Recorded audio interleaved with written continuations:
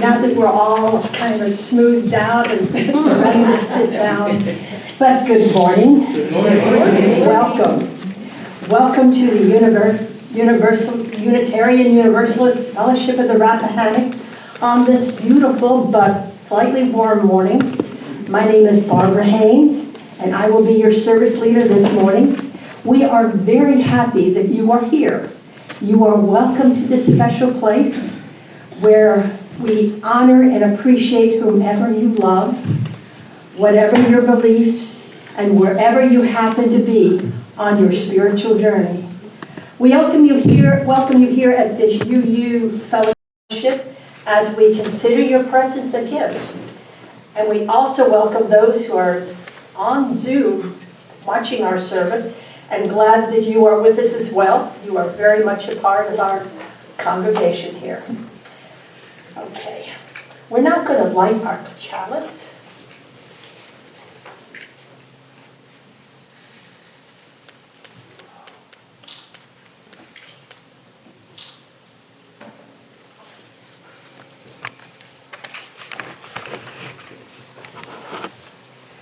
We light our chalice to remind ourselves of our highest aspirations, to inspire us to bring our gifts of love and service to the altar of humanity.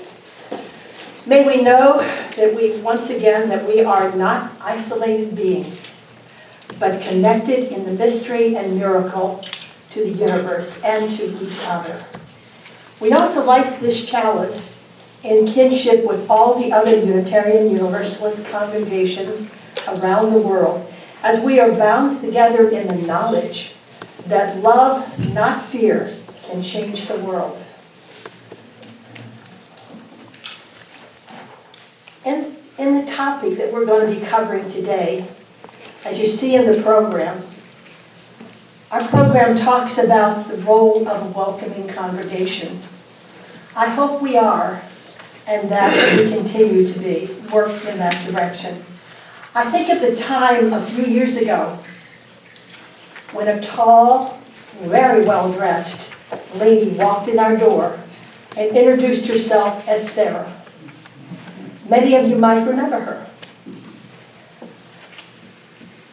She quickly became an active part of our congregation and actually served as our official photographer.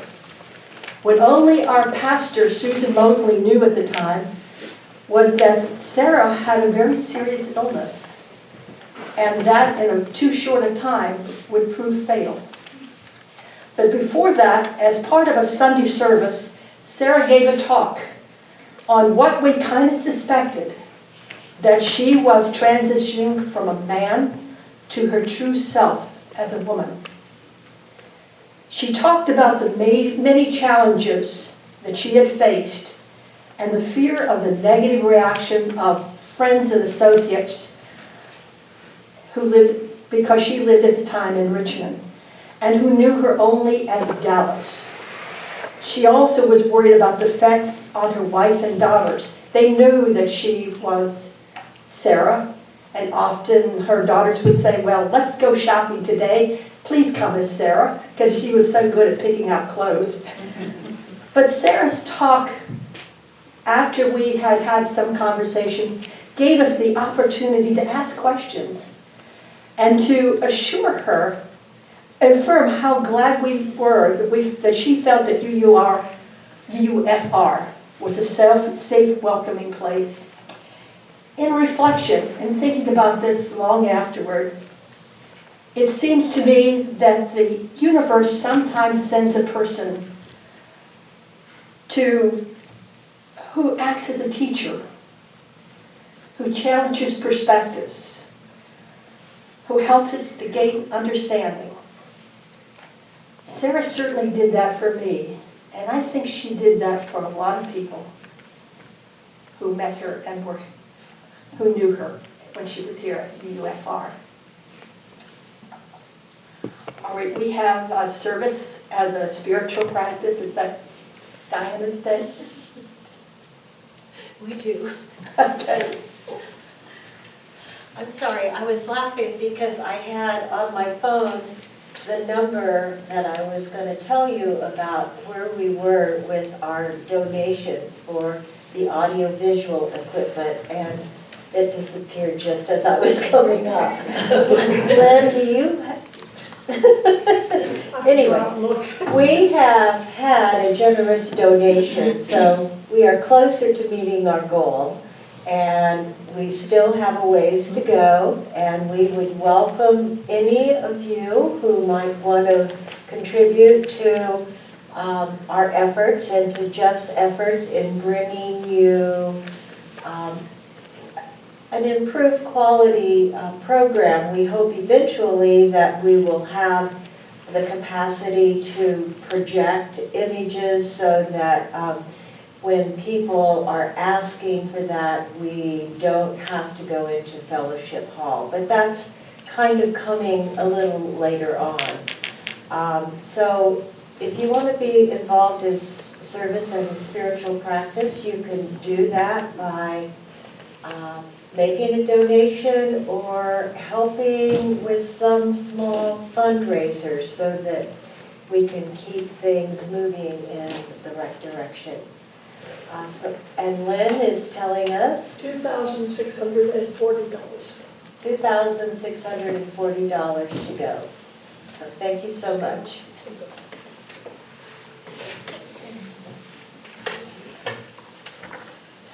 Well, time to stand, and as you're able and willing, we're going to sing the Spirit of Life, and it's number 123 in your hymnal, in your song.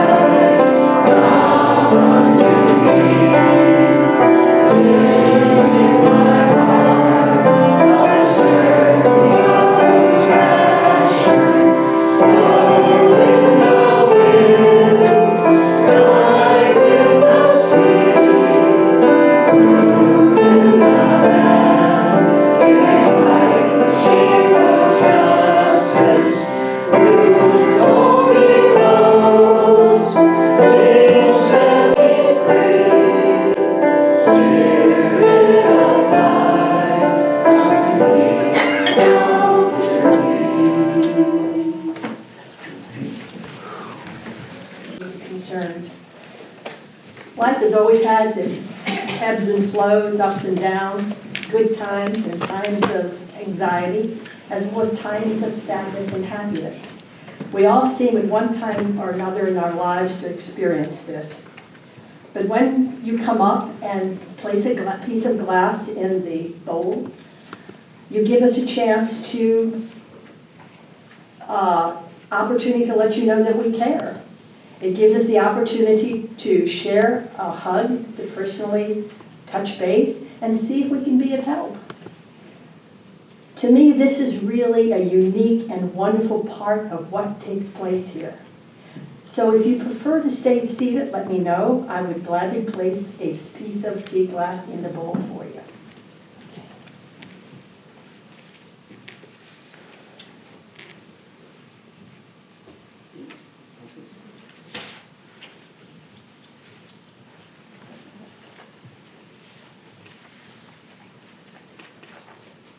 I'm sure we are all still reeling from the events of yesterday, and I wanted to read to you the UUA announcement regarding that came out about 11 o'clock last night. Unitarian Universalism believes in the right of free speech and the democratic process. Attacks like those at Saturday's political rally weaken democracy, and the Unitarian Universalist Association condemns this attack. At a time when democracy is already at risk, these events will only make our political environment more precarious. As we prepare to meet this moment, we must return to our spiritual grounding and faithful practice. Take a deep breath, reflect together, wait for the emerging truth over quick speculation. Anchor yourself in communities and relationships that foster resilience, liberation, and strategy. Cultivate nuance and seek out deep wisdom, political analysis, and spiritual grounding, as misinformation will be rampant.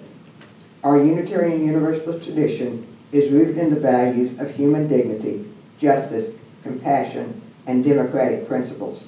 We will remain vigilant in our commitment to protecting our democracy and the integrity of its principles and the rights of all people. Let us keep love at the center. We are in this together.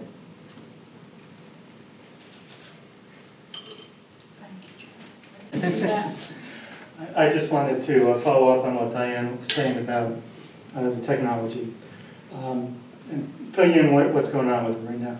Right now I have all the cameras configured. I wired it just so I can use it. I've got to do some wiring under the building. It's going to take me another week or two. So bear with the wires for now. And we'll be up and running with some of the technology by the end of the month. I want to remind everybody, if anybody feels uncomfortable being filmed or anything, just let me know. I'll take you out of the film before it goes anywhere. I won't put the camera on you. I want this to be a really safe place for everybody, and I don't want this to be intrusive for anybody. If it is for anybody, just let me know and we'll work around it. But thank you.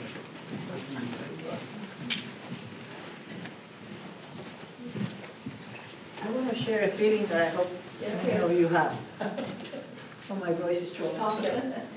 Anyway, I want to share a feeling that I hope a lot of people here have. My desire to stay informed is really interfering with my mental health.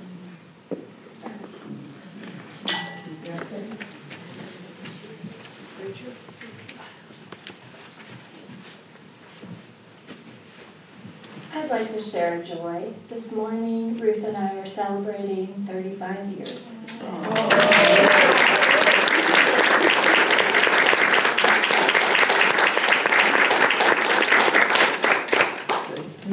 Many congratulations. Wow. It's wonderful. Anybody else? Sometimes you don't feel like coming up and putting a piece of glass or talking in public about your joy and concern. But when you feel like it, please do share it with us, because we want to be part of your life and to be a place where we can be helpful.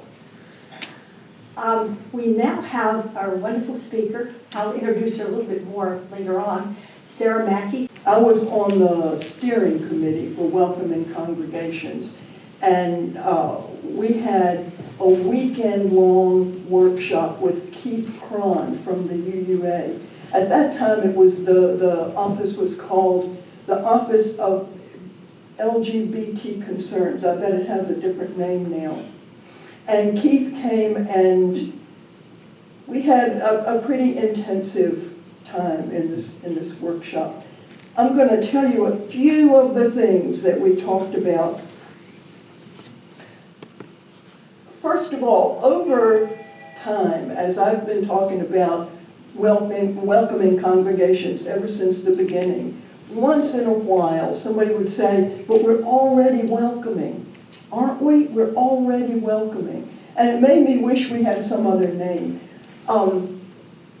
Yeah, we are already welcoming.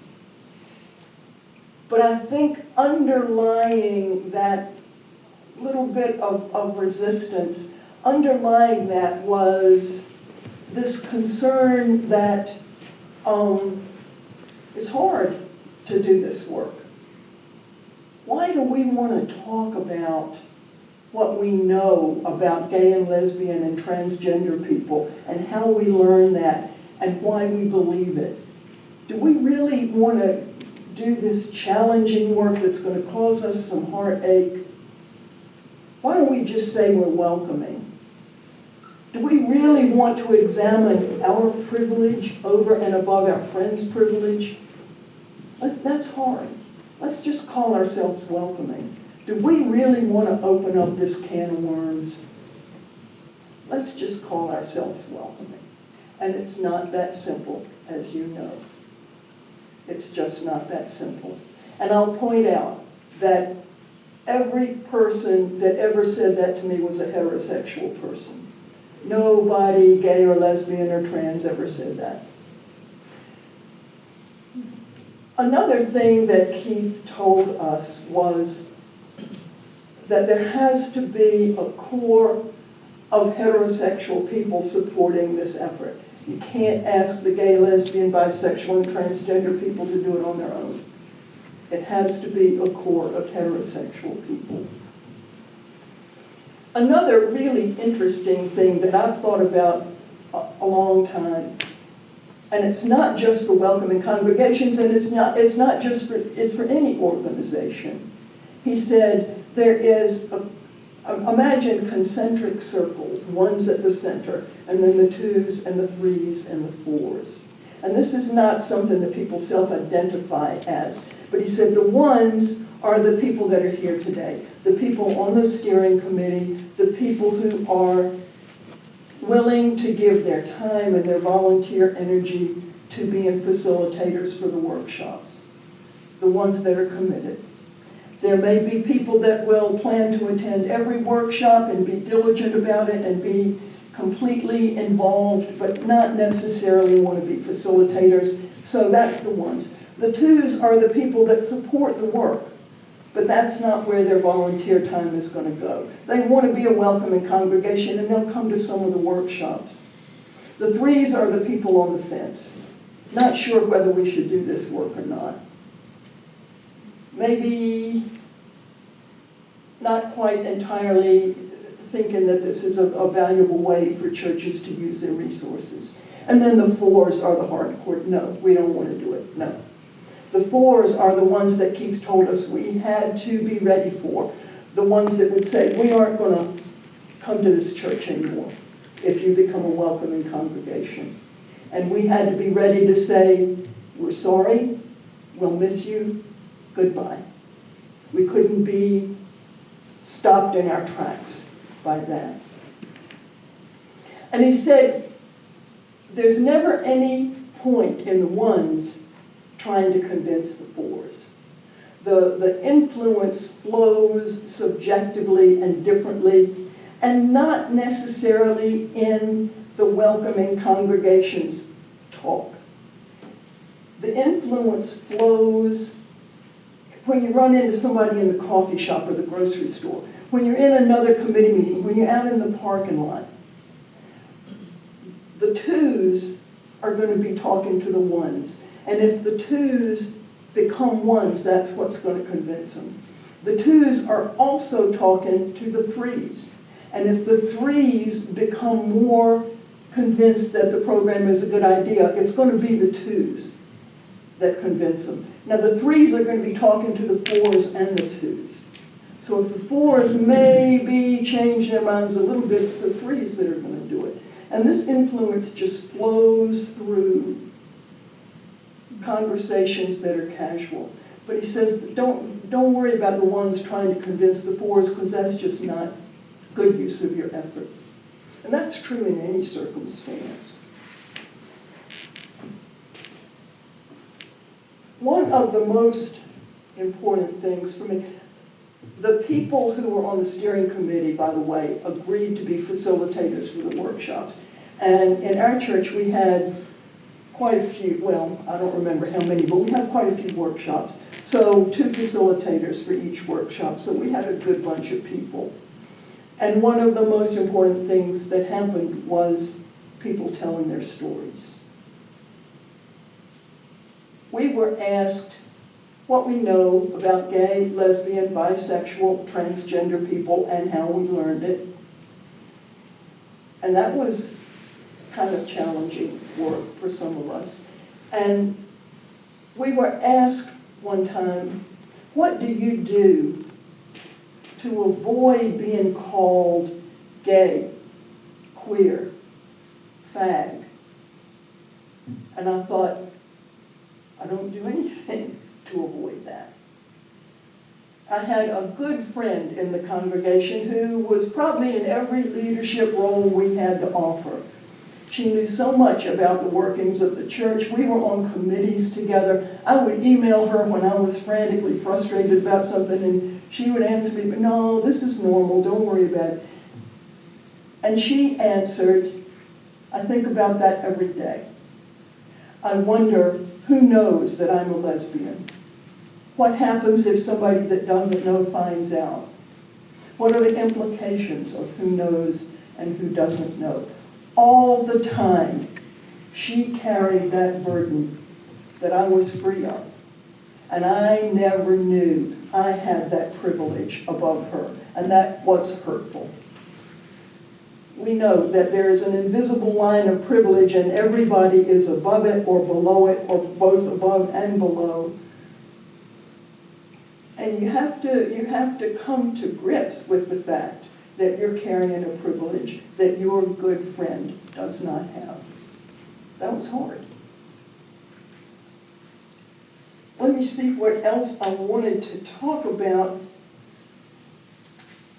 Maybe nothing, because I want to really talk about why we do it.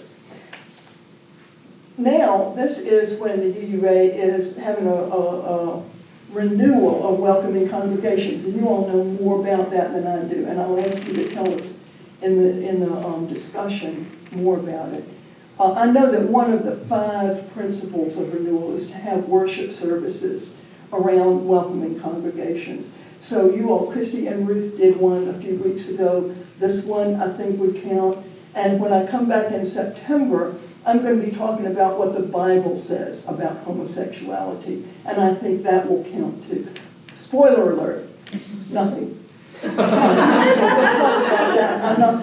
not going down that path. We'll talk about that in September. And the important thing is, because when you are doing this work of welcoming congregations, I'm guessing maybe in this area you might hear something, but the Bible says it's a sin. And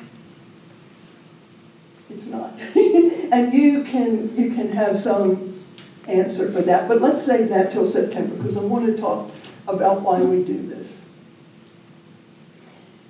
I heard so many stories when I was facilitating small groups, welcoming congregations groups. And over the years, I've never stopped talking about it. I advocated in Williamsburg for their church to become a welcoming congregation, and they did. And I've never stopped talking about it in the context of church.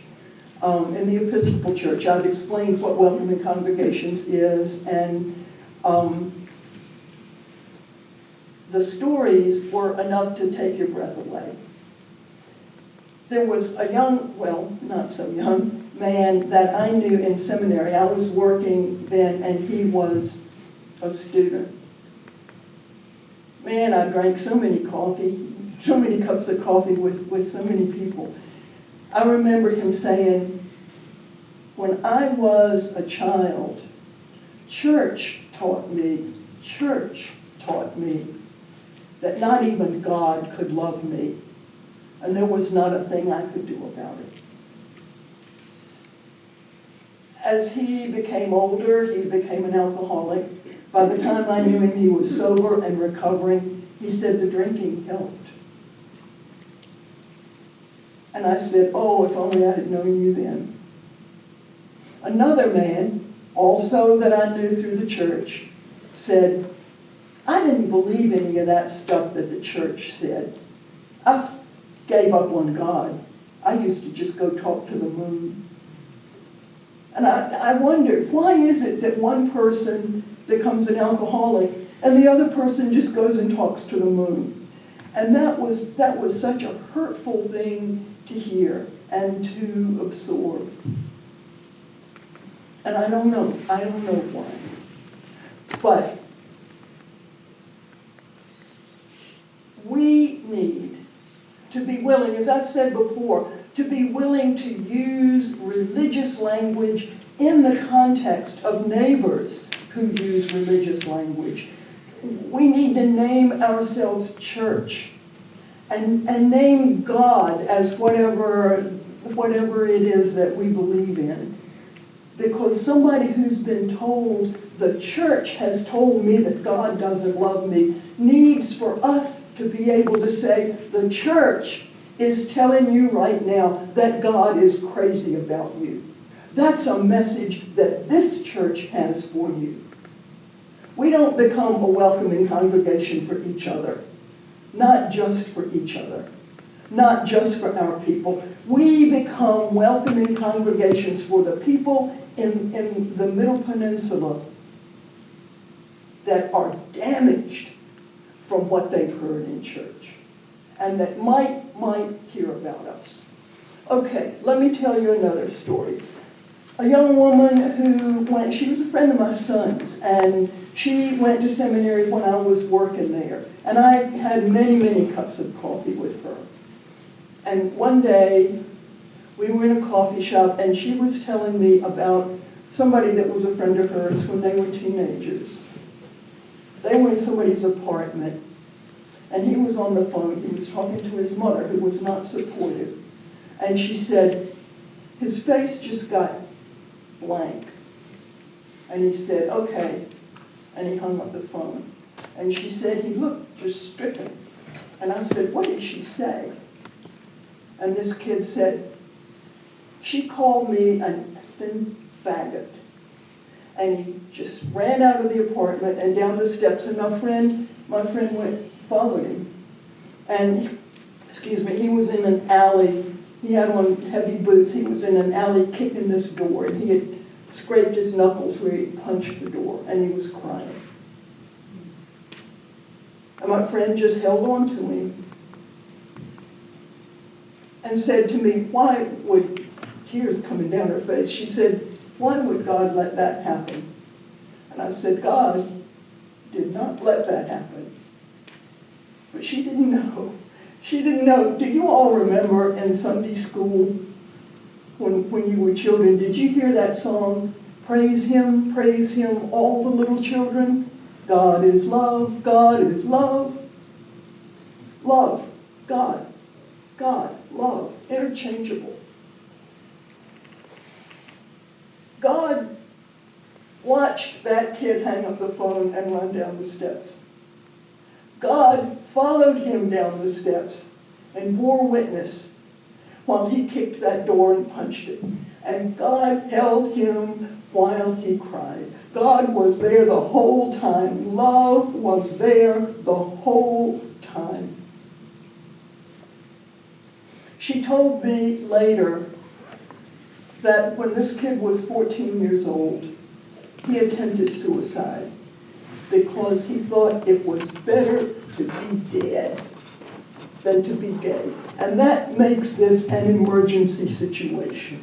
Welcoming congregations is urgent. Because there might be somebody in the Middle Peninsula who's a teenager wondering, is it better to be dead?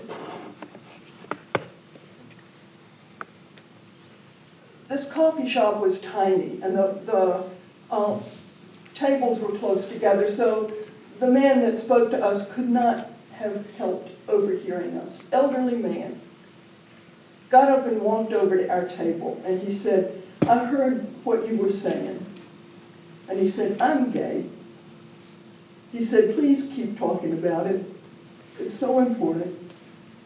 And we promised him, we're not going to stop talking about it. We're going to talk about it everywhere we go. What would make an elderly man come over to this young woman and middle-aged woman that he didn't even know and say, I'm gay? But see, that connection happened by accident. And he knew there was somebody on his side, sitting right there next to him. That's why we have to talk out in public about being welcome in congregations. This building was built like a lighthouse for a reason.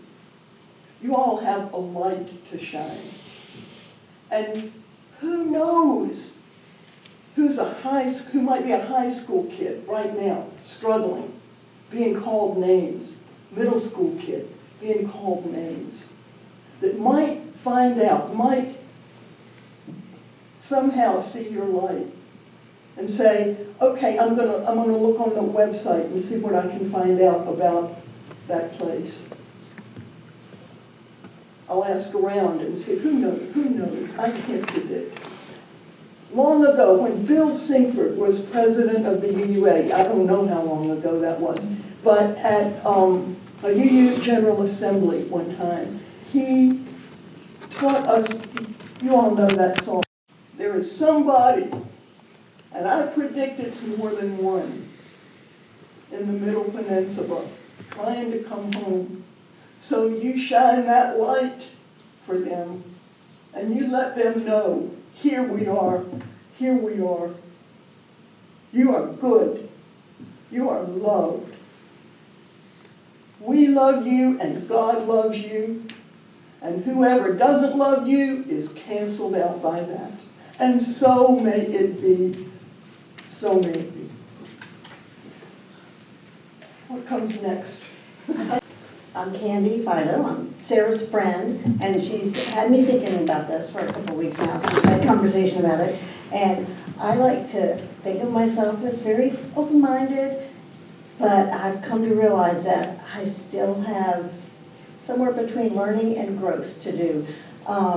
What occurred to me, I have a grandson that's a year old, and I had a drawer full of hand-me-down clothes from his sister, and I struggled with, can I put these pink ruffles on my grandson?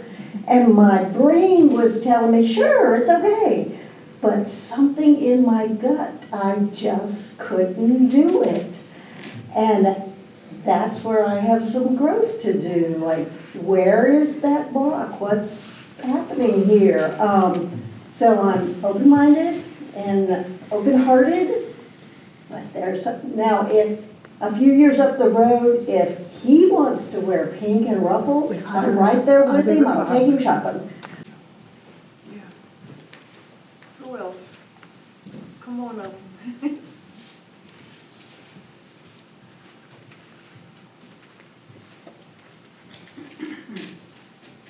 I think one of the things we don't realize is how just a little thing can change someone's life. We have a rainbow flag outside our sign. It's not very big. It used to be overgrown by grasses. We've got that fixed now. But when my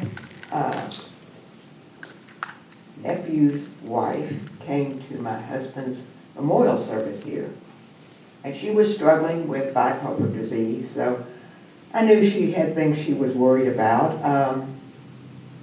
And she came and we did the memorial service, and she went home, and I got this email a couple days later that said, I haven't told anybody this, but I know because I saw the rainbow flag, I can tell you this, that I have one of my girls, she had 3 girls, is transitioning to be a boy.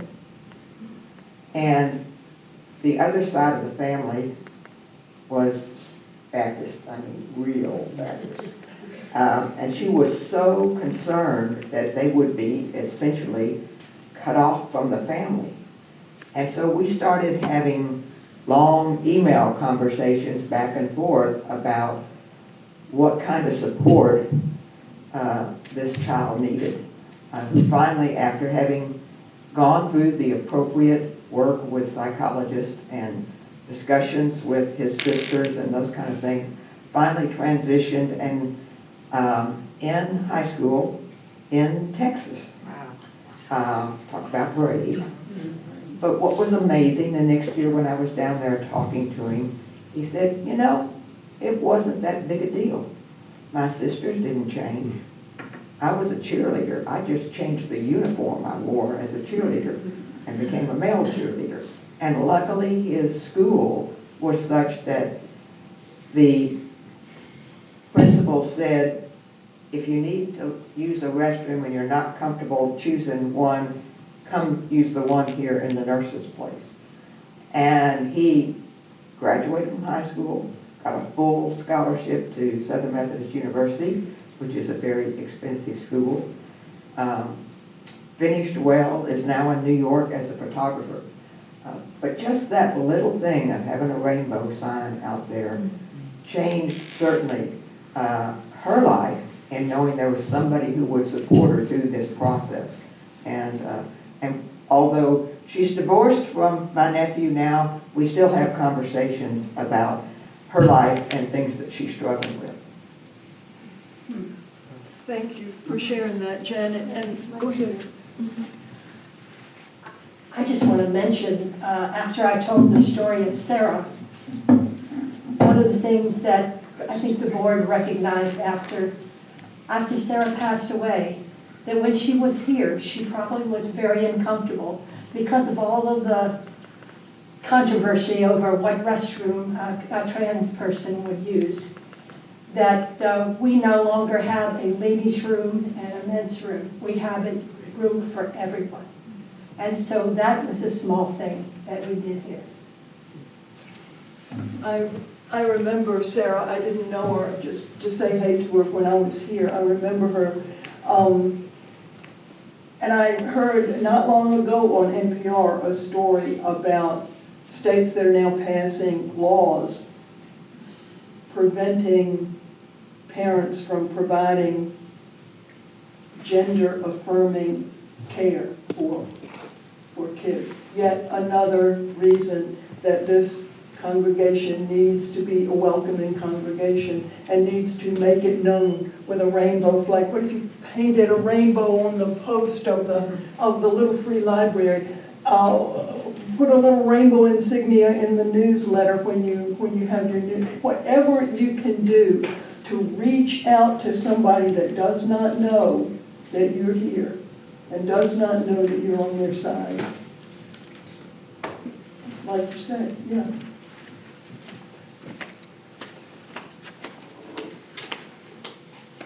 I just wanted to add a small anecdote about Sarah. I went into the ladies' room one time, and she was there, and I was startled, but I was also very pleased that she was able to be there.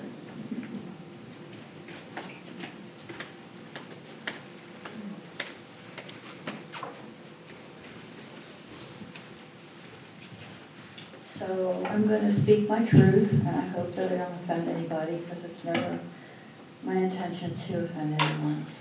I try to be as loving in my life, as open, as accepting. I try to be there for everyone that I can be there for.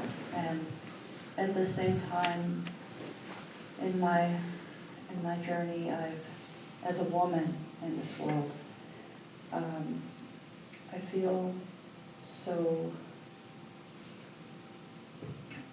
much a second-class citizen, so often. And I look at what happens to women all over the world. And I don't have any problem. I'm bisexual myself, but I don't have any problem with those choices that people make. But I have a struggle within myself that I still need help with, honestly. I need guidance around, and that is when I come into this not one-on-one with people, because when I meet like a transgender man to woman person, I've never met anyone personally one-on-one that I had conflict with, but then in public forums, especially online, where people hide behind, they say whatever things they want to say, and there's no accountability.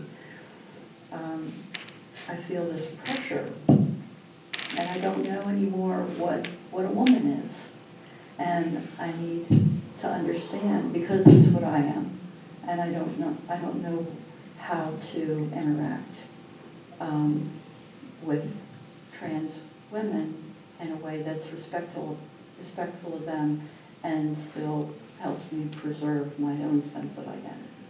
And I would appreciate any kind of guidance around that I can get. Thank you. More than 50 years ago, when I started working at the Federal Communications Commission, there was a coworker that was going through some personal issues. His name was Steve Miller. He wanted to become a woman. We're talking about more than 50 years ago. He went to California on leave for a few months to meet with the psychiatrists and doctors that will perform the operation. Part of the treatment was that he has to live as a female for a whole year before they could do the operation. Of course, he came back to the office. 50 years ago, women didn't want him in their bathroom. Men didn't want him in his bathroom. It was a big conflict, it was a big problem for the office. I remember we had a female commissioner at that time, and she volunteered for him. His name was after that Shari. She volunteered for Shari to use her bathroom. And he created so much problem that the government could not fire him. I mean, we're talking about 50 years ago. He could not fire him. And the government had to find another job for him. And he was placed in Social Security Administration. And he went as a female. And there was no problem. But I was just wanted to tell you that this happened more than 50 years ago. Thank you.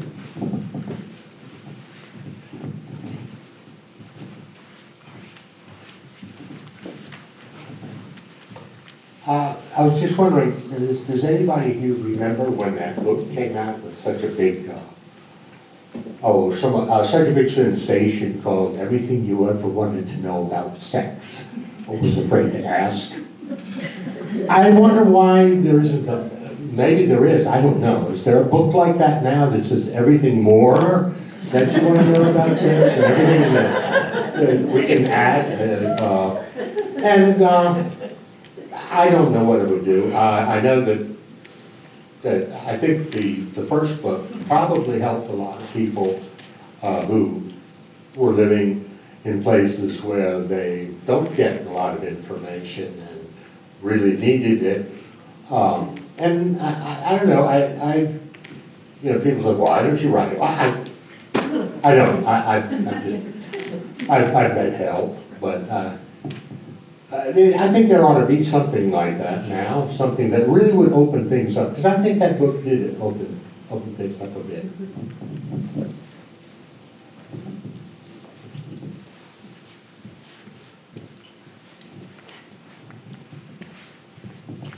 I just wanted to let everyone know, I think most of you know that I'm a psychologist, and I do mostly video therapy, but I go in person once a week, and I work with many individuals who are transgendered. And I don't know how that happened, but I'm so grateful that it's happened. One of my favorite populations to work with. So I just wanted to put that word out there, that if anyone knows anyone personally who is struggling, I've worked with a lot of people throughout their transition, even little kids and their families are trying to figure out how to best support them.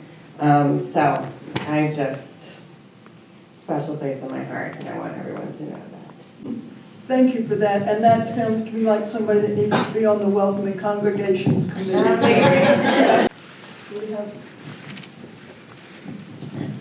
In regard to, I don't know of a book, but the UUA has the whole program of Our Whole Lives, and that includes an adult version, or a version for adults. It's not just for kids.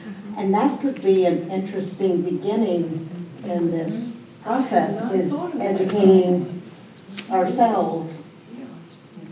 I had not thought of that. I think one thing, I think there's a lot to talk about, but I think one thing I want to say is, I moved to the Northern Neck 20-some years ago. 30 years? 30 years ago. Holy moly. And one of the first things I did when we moved here is put up, my rainbow flag. And people were like, "You okay doing that down here?" And I said, well, yeah. It felt very important to me, I think, and to Christy to do that. And we've been very accepted by most of our neighbors. I think I would say probably being a feminist is the thing that I've had more struggle with in the Northern Neck. But anyway, that's another story. But so we've flown a rainbow flag for 30 years here in the Northern Neck. And when we moved down the hill to our summer cottage, and it's like right at the end of the road, and then it's the river. And we put up our progress flag now. You know, we can talk about that as we do welcoming committee and all the different flags.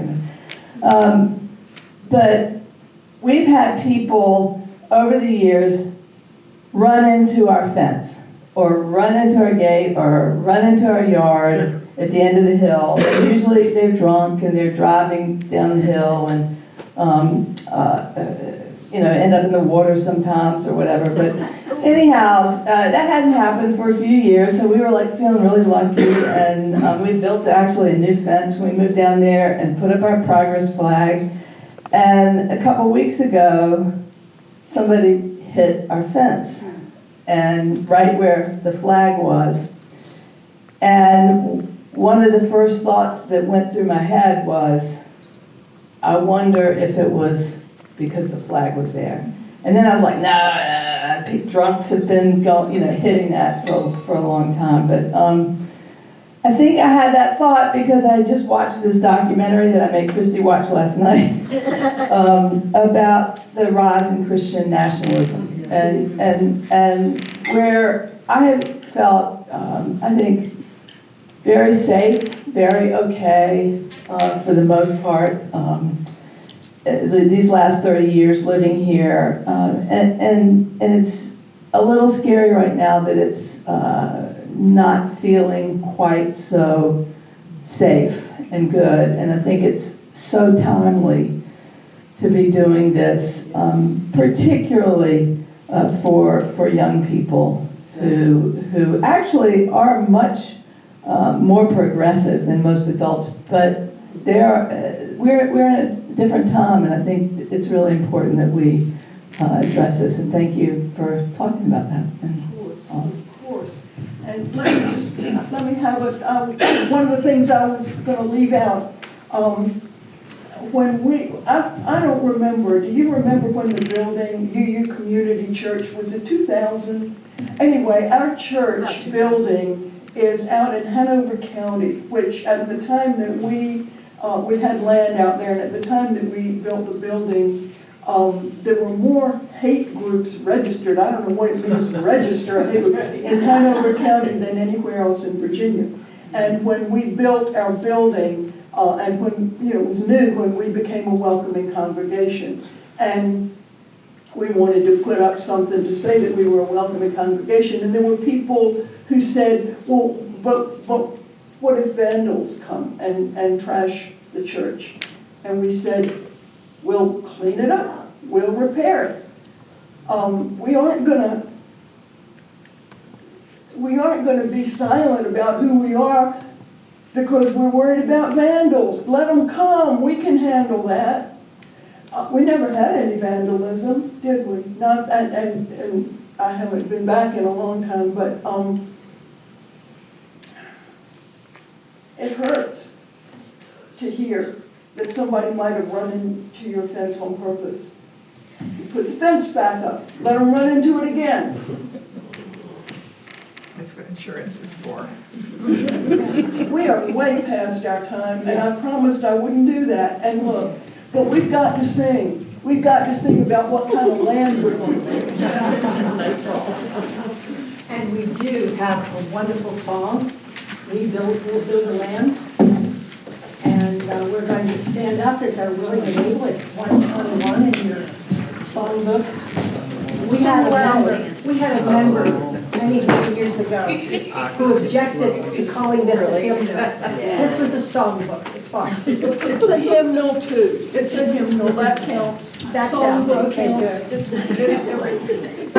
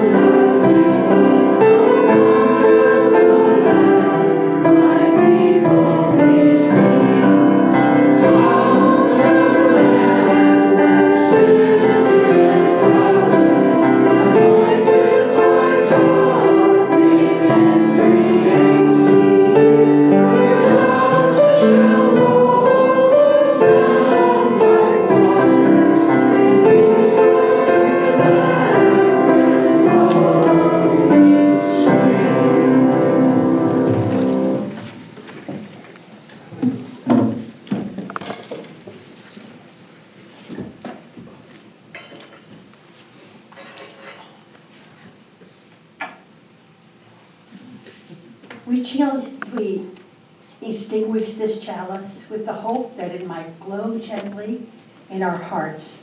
May it guide your way until we meet again. We extinguish this flame, but we keep the light in our hearts with its message of love and justice, taking it from this place in the world we live in until we are together again. And we have a closing remarks for Sara. Go out into the world in peace. Have courage. Hold on to what is good. Return no one evil for evil. Strengthen the faint-hearted. Support the weak. Help the suffering. Honor everyone. Love and serve. Rejoicing in the power of the Spirit. Do you all still do circles or no? We haven't for a while. Well, let's do this. Let's do one. I've been waiting. We need a circle, don't we? I was